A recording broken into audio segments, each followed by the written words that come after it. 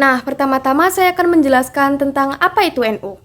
NU atau Nahdlatul Ulama merupakan organisasi kemasyarakatan Islam terbesar di Indonesia yang berdiri pada 31 Januari 1926 Masehi atau 16 Rajab 1344 Hijriah di Surabaya, Jawa Timur.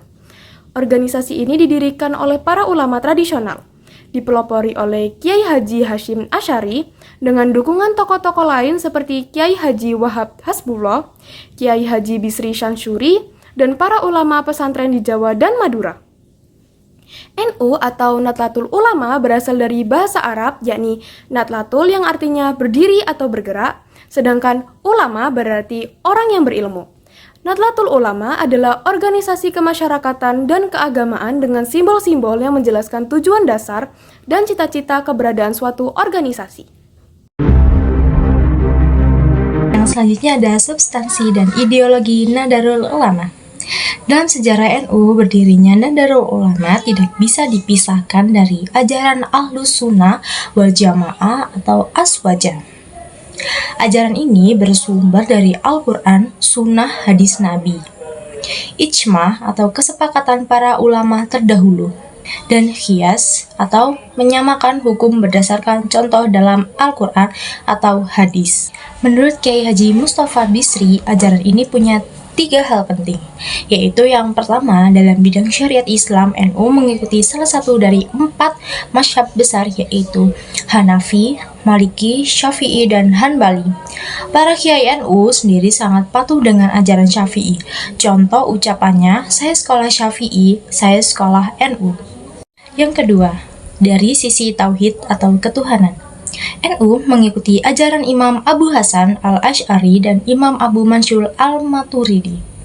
Dan yang ketiga, dalam bidang tasawuf atau pembentukan akhlak dan hati, NU mengikuti Imam Abu Hasyim al-Junaidi. Tasawuf ini menekankan keseimbangan antara ibadah, akhlak, dan kehidupan sehari-hari.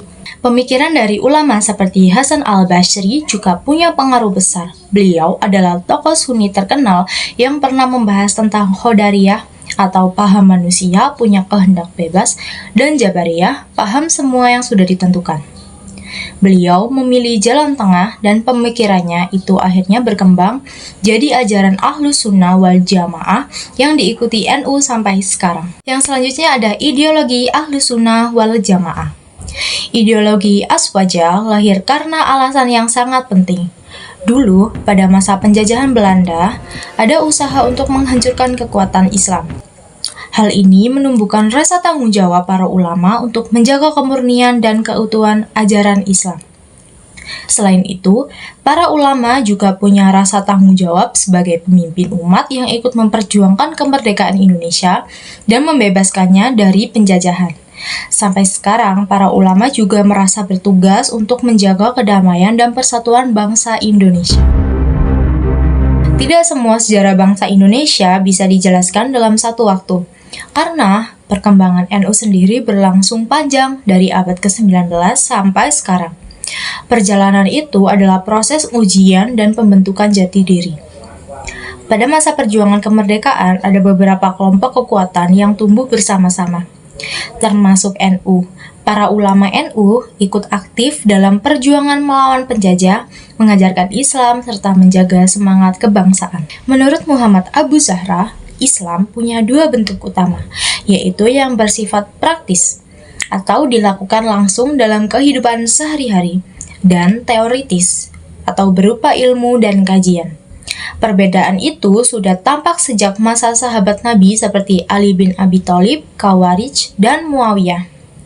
Ahlus Sunnah wal Jamaah termasuk salah satu aliran Islam yang memadukan antara ilmu, amalan, dan nilai politik. Pada awalnya memang kuat nuansa politiknya, tetapi lama-kelamaan juga berkembang ke bidang lain seperti akidah atau keyakinan, hukum Islam, tasawuf, dan kehidupan sosial. Nah, berikutnya adalah tujuan berdirinya NU. Nahdlatul Ulama atau sering kita sebut NU ini berdiri pada tahun 1926 dan tujuan utamanya adalah menjaga ajaran Islam yang berlandaskan Ahlus Sunnah wal Jamaah, yaitu Islam yang moderat, seimbang, dan penuh toleransi. NU ingin umat Islam di Indonesia tetap berpegang pada ajaran yang damai, menghargai perbedaan, dan tetap cinta tanah air. Selain itu, NU juga didirikan untuk membela kepentingan umat, baik di bidang pendidikan, sosial, maupun politik. Mereka ingin masyarakat Indonesia menjadi umat yang cerdas, mandiri, dan berakhlak baik. Jadi, bukan cuma soal ibadah aja, tapi juga soal bagaimana umat Islam bisa berkontribusi positif buat bangsa dan negara. Nah, kesimpulannya, NU itu lahir supaya Islam di Indonesia tetap adem, nggak keras, dan bisa jalan bareng dengan semangat kebangsaan. Biar umatnya nggak cuma taat ibadah, tapi juga peduli, berilmu, dan cinta damai. NU berperan sebagai penjaga tradisi Ahlus Sunnah wal Jamaah dengan mengikuti 4 mazhab, terutama mazhab Syafi'i. Selain fokus pada bidang keagamaan, NU juga peduli terhadap masalah sosial dan ekonomi masyarakat, seperti kesejahteraan petani dan pedagang. NU dikenal menghargai budaya lokal dan meneladani Wali Songo dalam menggabungkan ajaran Islam dengan tradisi Nusantara. Prinsip al-adab muhakama atau adat dapat menjadi hukum, menjadi dasar bahwa budaya bisa diterima selama tidak bertentangan dengan ajaran Islam. Sikap moderat dan toleransi NU juga memperkuat identitas nasional serta menumbuhkan nilai kemanusiaan dan persatuan bangsa. Sebelum kemerdekaan, NU telah menjadi organisasi yang disegani, berperan penting dalam menjembatani kepentingan Islam dan memperjuangkan bangsa menuju kemerdekaan. Pada masa kemerdekaan, peran NU terus berkembang. Orde Lama, NU menjadi partai politik untuk menghadapi komunisme dan mempertahankan dasar Pancasila. Pada Orde Baru, NU kembali ke peran sosial, keagamaan, dan ikut membentuk Partai Persatuan Pembangunan. Lalu, pada masa reformasi, NU kembali ke kita di tahun 1926 sebagai organisasi murni, keagamaan, dan politik yang tidak terikat politik.